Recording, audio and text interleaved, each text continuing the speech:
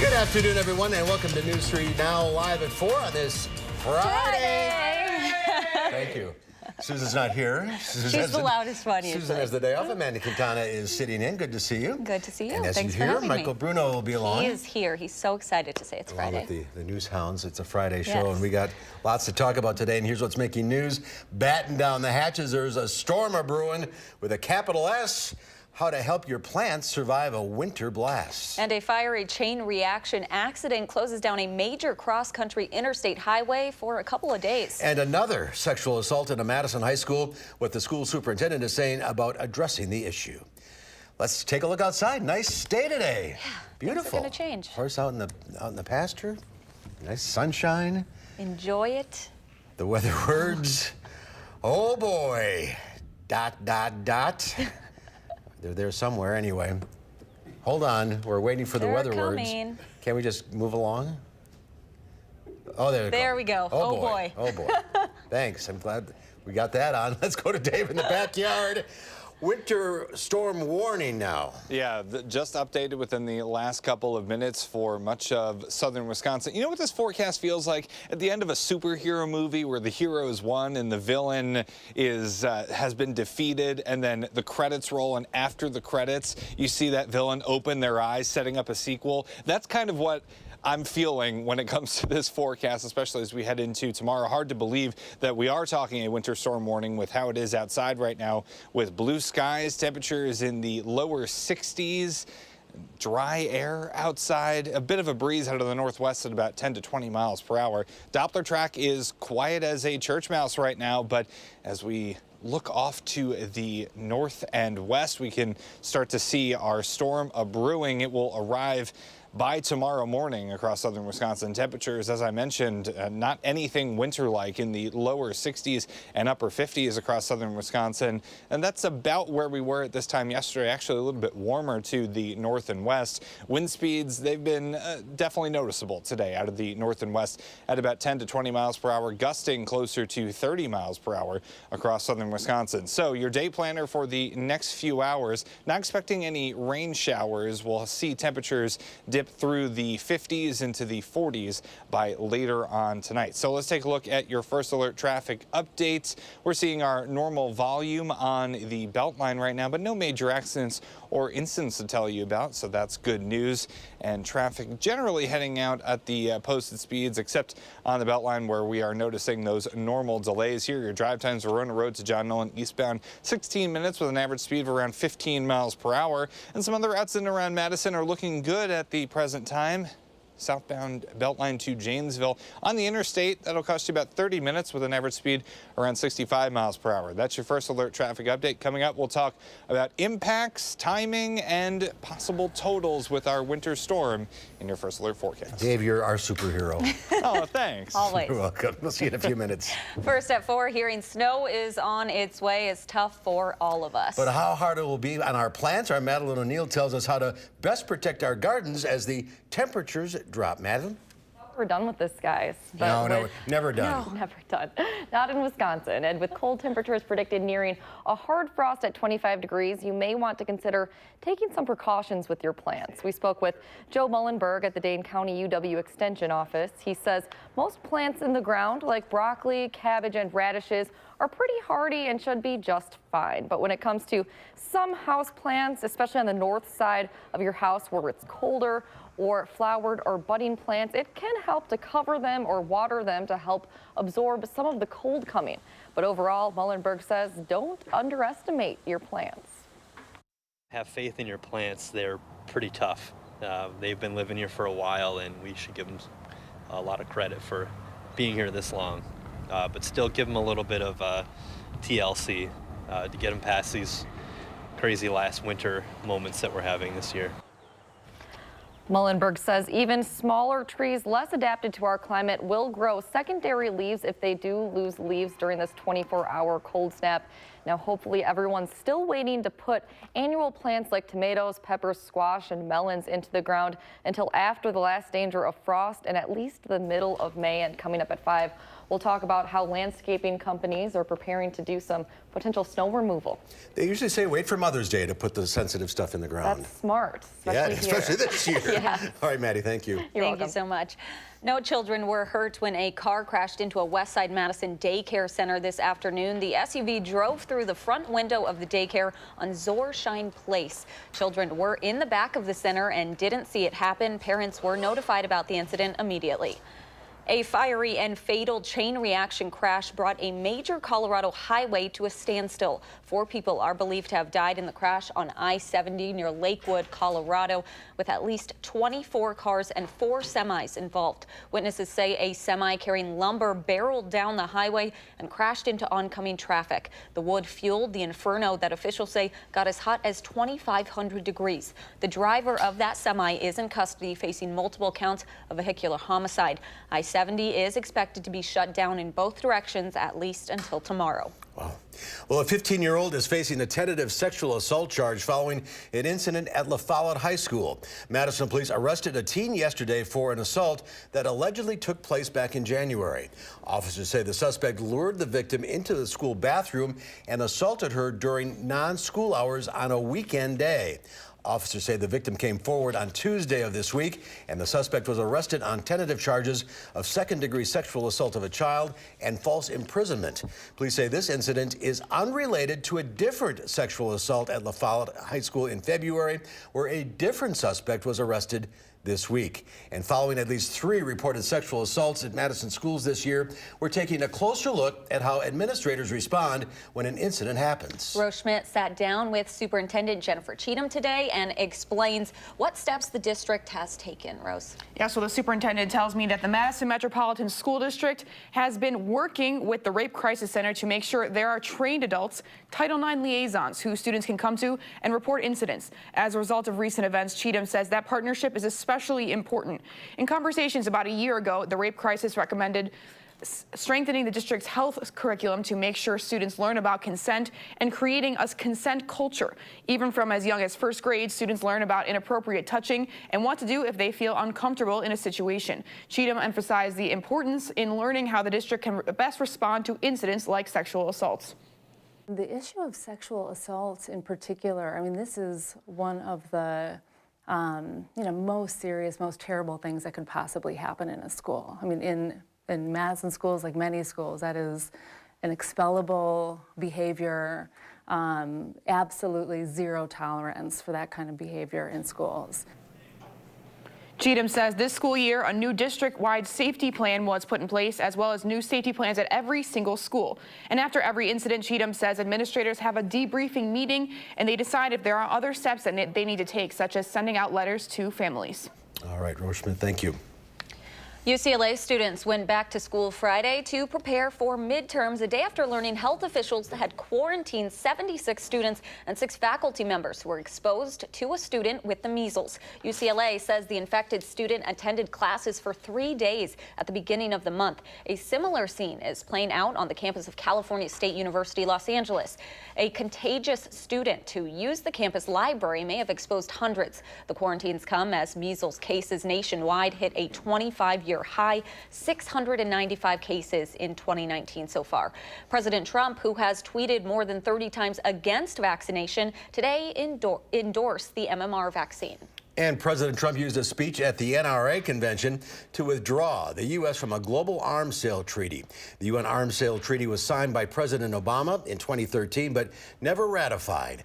The move was very popular with the voters in the crowd, most of whom are ardent Trump supporters. Nicole Killian has more details from the White House.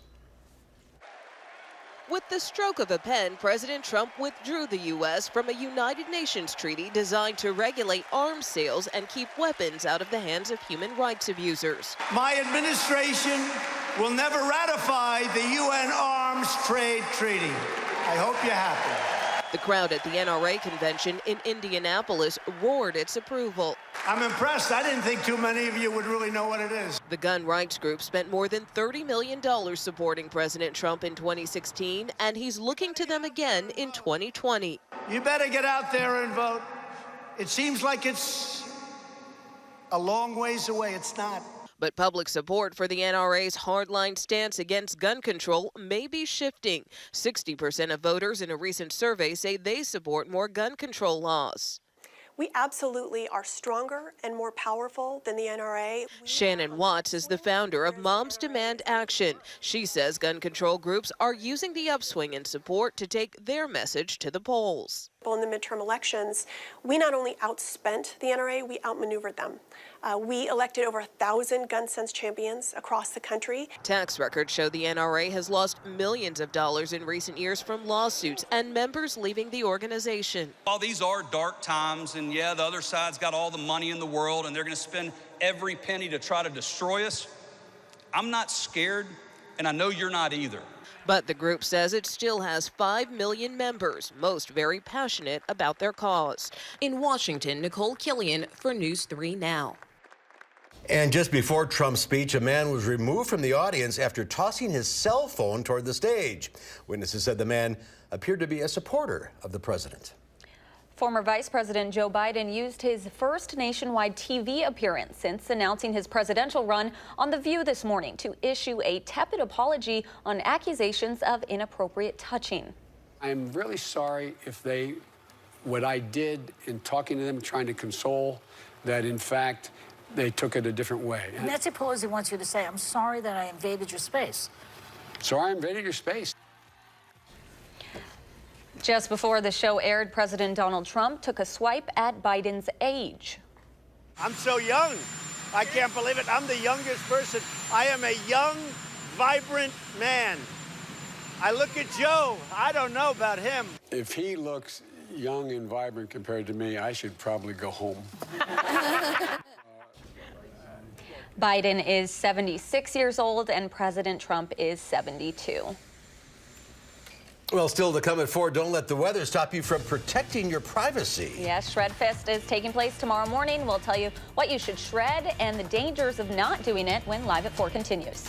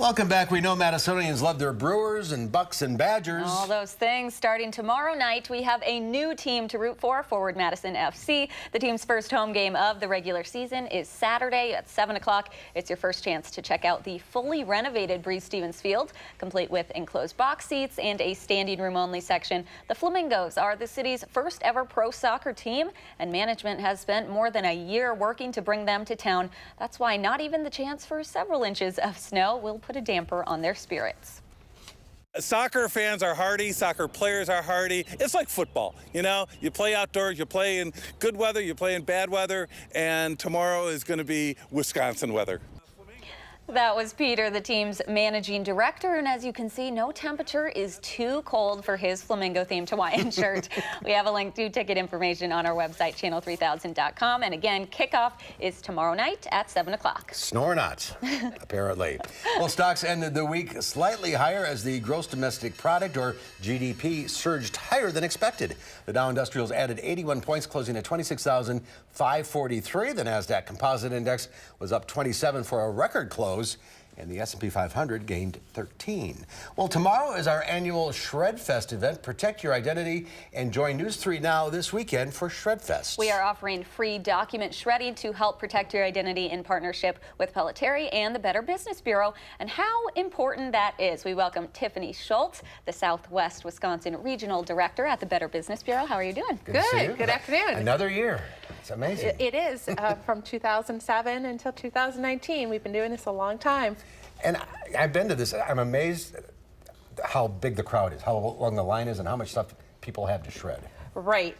Typically, people just keep that, and keep piling it up and keep piling up. And, it's best to do that rather than throw it in the trash. You definitely want to make sure that your financials are being shredded versus put anywhere else. So keep bags in your house. Just keep filling those bags. When they're full, bring them to the shredding event.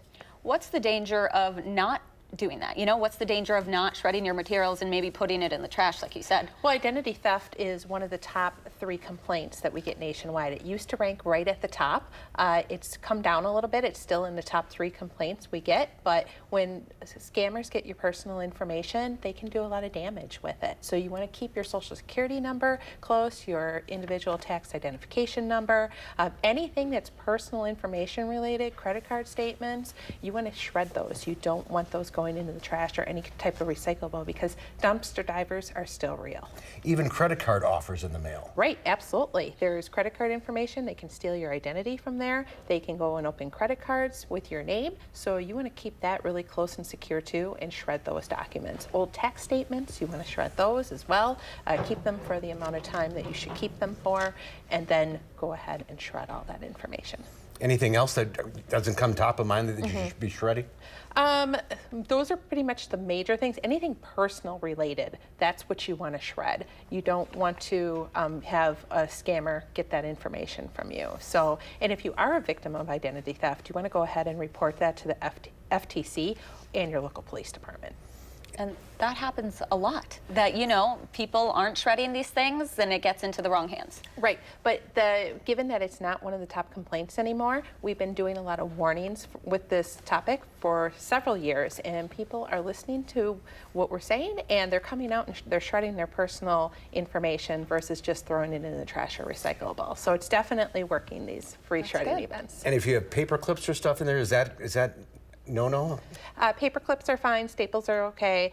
They don't want hanging file folders, they don't want credit cards, they don't want CDs, no kinds of like batteries that you would have in any type of electronic. This isn't an electronic recycling event, it's more of shredding. So the paper clips and the staples are absolutely fine. And don't worry about the weather, because they don't want you getting out of the car. Right. Yeah. You'll drive through, our staff will take care of it. You'll just hand your shreddables over to us, and we'll put it into the Pelletieri recycle container. And it should be safe and sound. Right, and you don't have to wear your snow boots, garage. And they're asking you to limit to 3 bags or boxes per vehicle. 3 bags or boxes, yes. We're expecting a lot of people to come out to this. I think we're expecting about 1,500 cars in about 2.5 hours. Wow. Yeah. It's at Warner Park tomorrow morning, 8:30 to 11. Get it shredded. Protect your identity. For more information, go to channel3000.com/shredfest. Thanks for being with us today. Thanks for having me. Have fun tomorrow morning. Thank you. Bundle up. We'll be right back. You're watching News 3 Now, live at 4.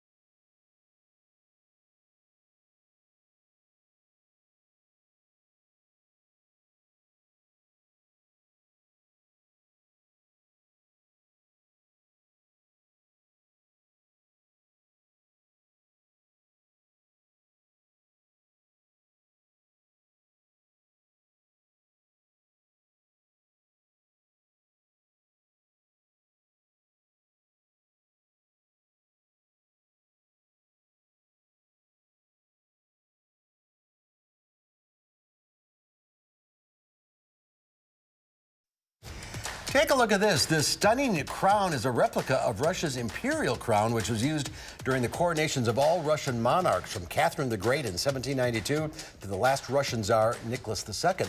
From below, the semi-spheres are embraced by laurel branches. That's symbols of power and glory. This replica is actually more glamorous than the original.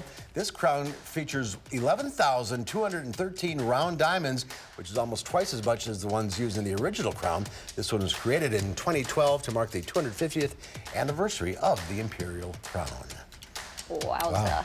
Well, Dave, you That's deserve a lot a of crown sparkles. for dealing with this forecast. Yeah, I've been definitely running around like a chicken with my head cut off the last couple of hours. We could see some crystals tomorrow in the form of snow, not diamonds, although diamonds from the sky would be a totally different That's story. a different song. Yeah. Yeah. Rihanna has a copyright on that, I believe. And we'll be talking about the snow on the way in your first alert forecast in just a few minutes.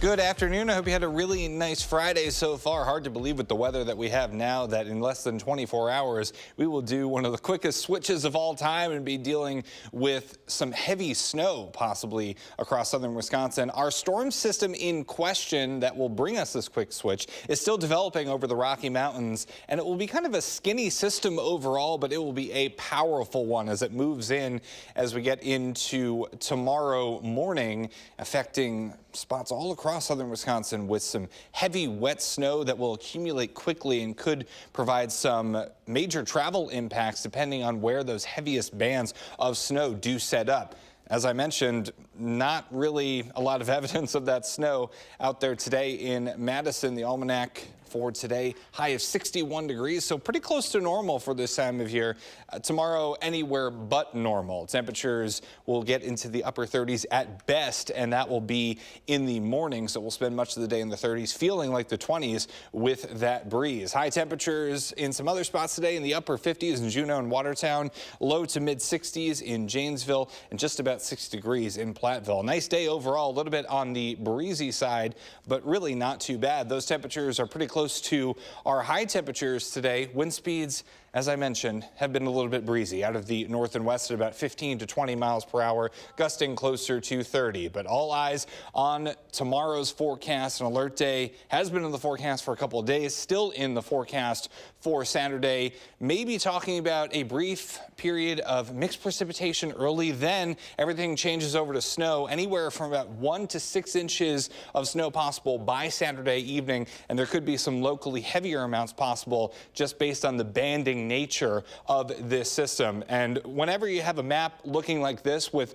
winter weather bulletins this late in April, it's pretty crazy outside. No real other way to say it, but we have been updated in Dane County and Madison to a winter storm warning that starts at 7 a.m. tomorrow, goes until 10 p.m. A little bit closer to southwestern Wisconsin, that warning goes until 7 p.m. And then we have winter weather advisories kind of surrounding that, and still a winter storm watch to the south. And this isn't exactly without precedent, but it's still pretty rare to be talking these types of snow totals this late in the year. If you remember, in 1994, Madison picked up about 8 inches of snow on April 30th. So it has happened a little bit later in the season, but it's definitely not a common occurrence by any means. So let's take a look at this system as it comes in tomorrow. So tonight we're looking at mostly clear skies in the evening. Temperatures falling through the 50s into the 40s. We notice the clouds on the increase from the west, and that precipitation in the form of snow, at least on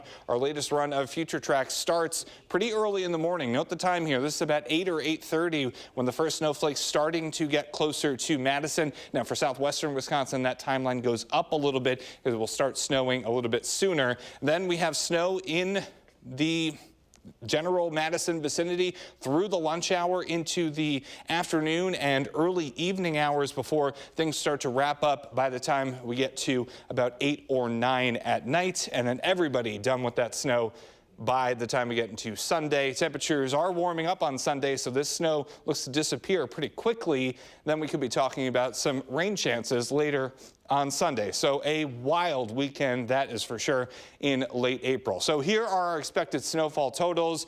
North and east of Madison, we're looking at about 1 to 3 inches of snow. The snow totals will go up the farther south and west you go. Spots in Madison and south and west, 3 to 6 inches, and there could definitely be locally heavier amounts possible just based on where those heaviest bands set up. So there could be some spots that get a whole lot more than that 3 to 6 inches of snow, but it's still kind of varying a lot right now.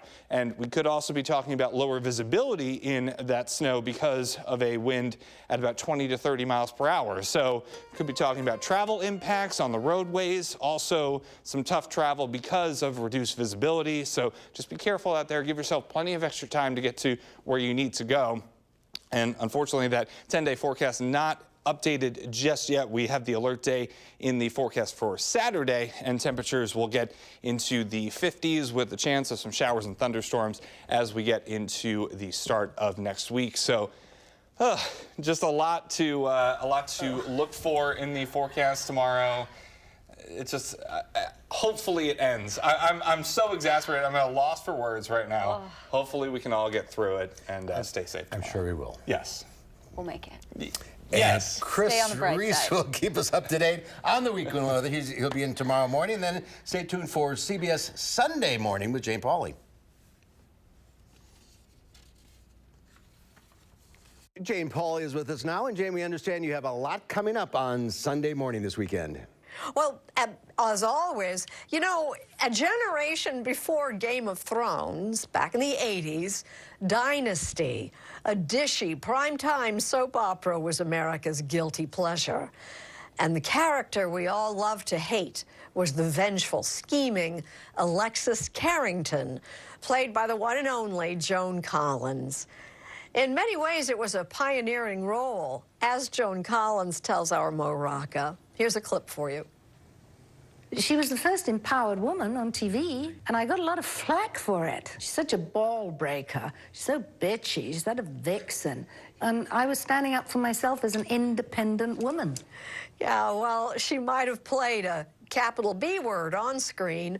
Off screen, Mark, she is properly addressed as Dame Joan Collins, an honor conferred by Queen Elizabeth in 2015 for her charity work. Always some surprises for you. Yeah, interesting woman, that's for sure. So what else is on the big show this weekend? Well, our contributor Ted Koppel went to Broadway for a fascinating chat with the star and actor Bryan Cranston about his role in the stage version of Network and what the show says about the business of news in these controversial times. And Rita Braver has a find, a newly discovered partial manuscript by To Kill a Mockingbird author Harper Lee. It's a true crime murder mystery, and we've got the scoop. That and a whole lot more, as always. Sounds like a great show. We will see you Sunday morning at 8 o'clock. Thank you, Jane. All righty. Bye-bye. Bye-bye, Jane. Up next on Live at 4, more monkey business. Monkey business, of course, specifically a chimp on Instagram. It must be Friday. Stay with us.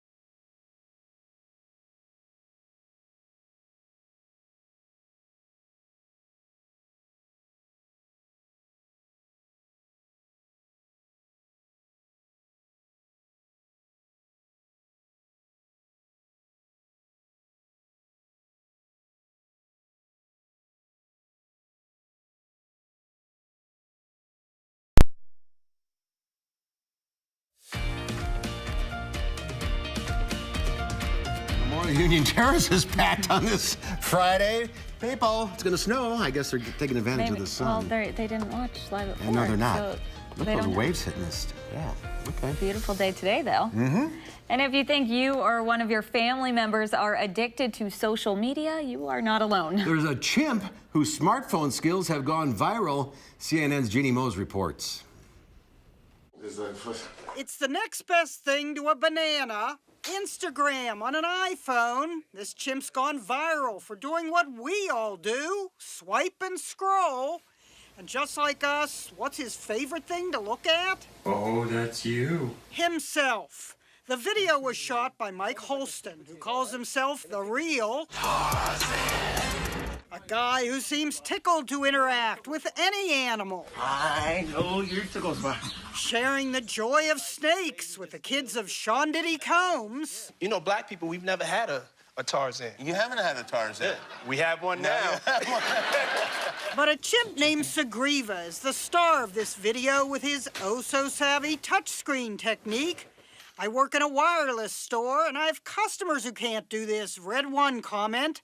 The fact that he knows to swipe backwards to return to the album is what blows my mind. He didn't seem to have much tolerance for snakes. Mike says he even knows how to FaceTime. You're calling Uncle Chuck. Other species have toyed with devices, like Peter the elephant playing drums on this Galaxy Note. For a Samsung ad, sketching with a stylus and swiping. At the Houston Zoo, iPads are used for enrichment to keep the chimps from being bored.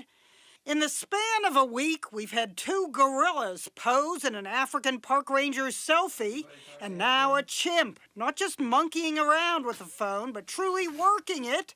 As someone tweeted along with a GIF from Planet of the Apes, it has begun. Oh, it's begun all right. Planet of the Apps. But instead of making war, make love. Today, Instagram. Tomorrow, he'll be on Tinder. Jeannie Mose, CNN, New York. Could you imagine that monkey on Tinder? That part got me. Quite incredible. That's So amazing. Yeah. Well, still to come at 4, extra, read all about it. Newsies, the musical's playing in Verona. Our Michael Bruno goes backstage to check out Verona Area Community Theater's production of Newsies when Live at 4 continues.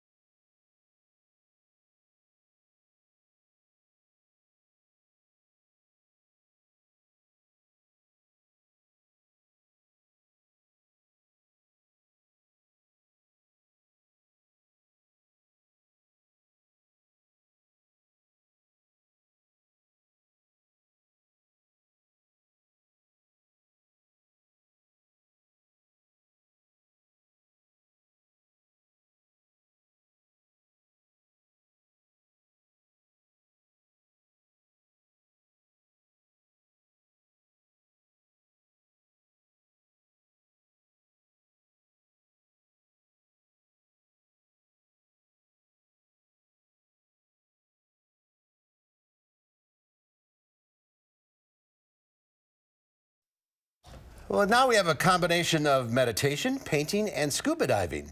Russian artist Olga Belka combines all of her passions and creates unique portraits underwater. Of course, the models have to be something special as well. When Olga paints underwater, curious fish gather around, inspecting her paints and her canvas.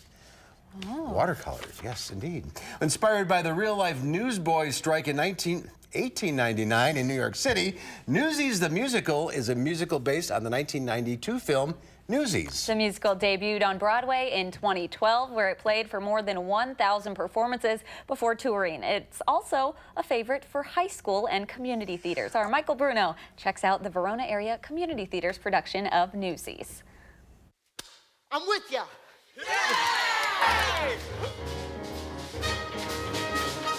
Now is the time to seize the day. Now is the time to seize the day. Answer the call and don't delay. Answer the call and don't delay. So Newsies takes place in 1899. It is about the newsboys strike. And basically what happens is that the newsies pay a certain amount each morning to get the papers that they go out and sell. They get to keep that profit. Pulitzer is worried about his profits. He thinks that his paper isn't doing very well. So his big strategy is to raise the price that the newsies have to pay, which means that they wouldn't make as much profit when they sell. They'd have to sell more papers to earn the same amount, to which they say that's not fair. They strike, and obviously it's very challenging because they're kids going against adults, but in the end they do get Pulitzer to talk with them and figure out a fair compromise. Oh, what the hell? My father's gonna kill me anyway. Yeah! How's things at Harlem? Look what's begun. One for all and all for one. And he's the big song and dance man in the show, right? Yeah. And that's you, right? Basically, that's what you are, right? You really enjoy that in musicals? Yes. Your favorite thing you do is singing and dancing, right? Absolutely. So what about this particular show is your favorite thing? Well, my favorite song is the Watch What Happened reprise, because it's just like, it's like funny, but it's like, it needs to be taken seriously. And it's like, basically they're having a conversation, you know, and Davey's trying to tell them like we have it, you know, we can win. And then Jack's like, no, you're not making sense. Stop it. Strike! Strike! Strike! Strike! Strike! Strike! Strike! My character, Davey, he kind of starts off as the new kid on the block, and he becomes a newsie because his father got laid off, and so him and his little brother, Les, are trying to raise money for their own family to support themselves. And initially, Davey kind of gives the other newsies kind of cold shoulder. He doesn't really fit in with the other kids. But then as the strike gets going and the speed kind of picks up, Davey finds his rhythm, and he finds that he fits into the newsies a lot better than he thought.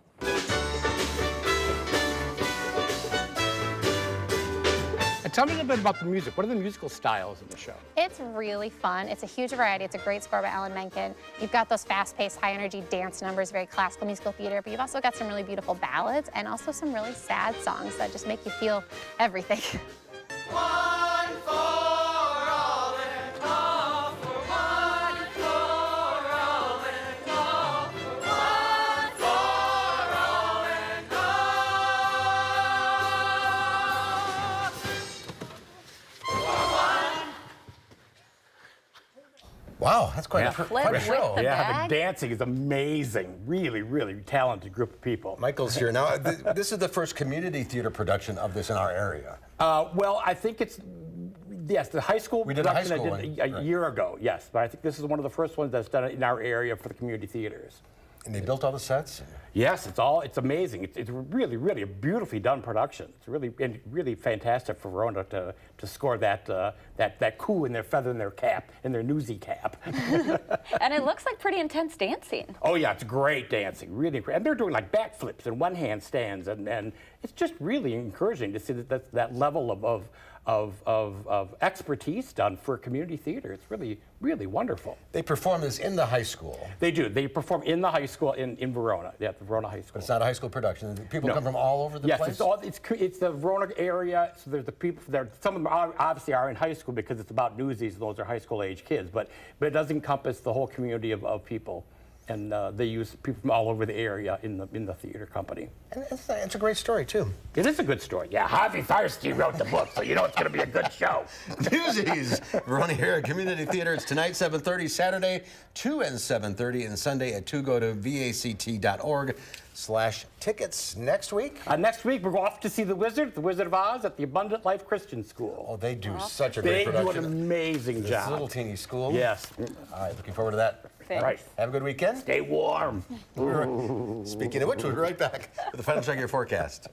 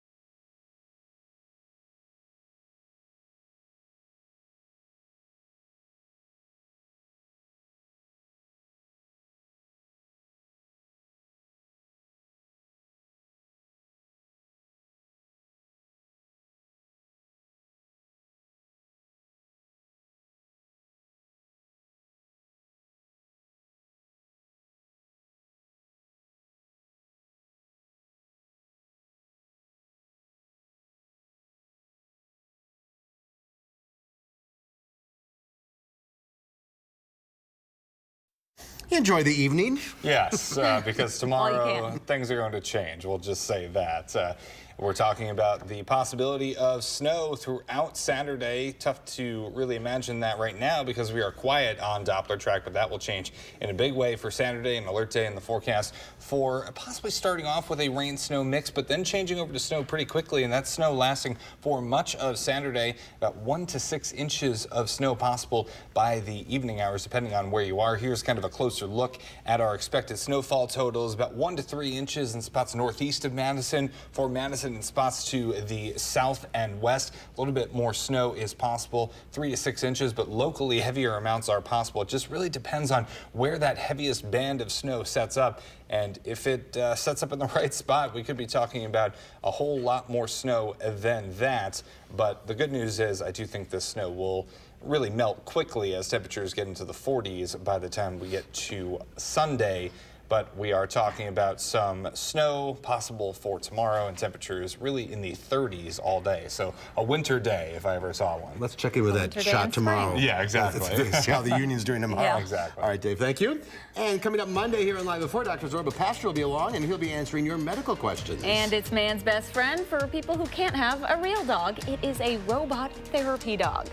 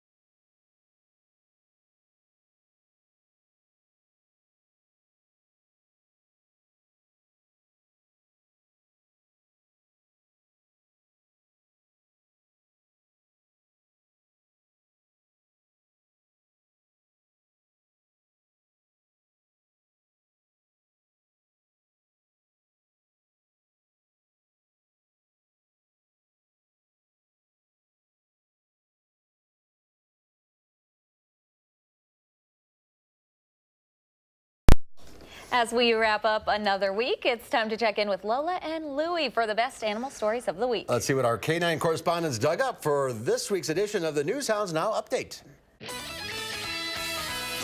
It's Newshounds Now Update with Lola and Louie. This week on the Newshounds Update, a leaf-loving dog, a pig cafe, and a beautiful bulldog. But first, a historic and adorable moment at Zoo Miami. The zoo welcomed a newborn greater one-horned Indian rhinoceros into the world. The staff says Mom, 7-year-old Akuti, and the newborn are doing well. This is the first ever successful birth of an incredibly rare species of rhino. There are reportedly less than 3,000 Indian rhinos still in the wild. Take a look at this beauty. A 3-year-old bulldog from a suburb of Des Moines is this year's winner of Drake University's annual Beautiful Bulldog Contest. Bo won over the judges because of his winning personality, an easygoing manner, and good looks. The English Bulldog is the Drake mascot, and Bo's owners are both alum of the private university. Try to contain your squeals of delight. There's a new pig cafe open for business in Tokyo. Japan's largest city is known for its array of animal cafes. This one encourages its customers to cuddle and pet these cute little guys. They're known as teacup pigs because of their small size. These little piggies are about 2 to 4 months old and weigh around 11 pounds. Visitors say the little guys are therapeutic and help relieve stress.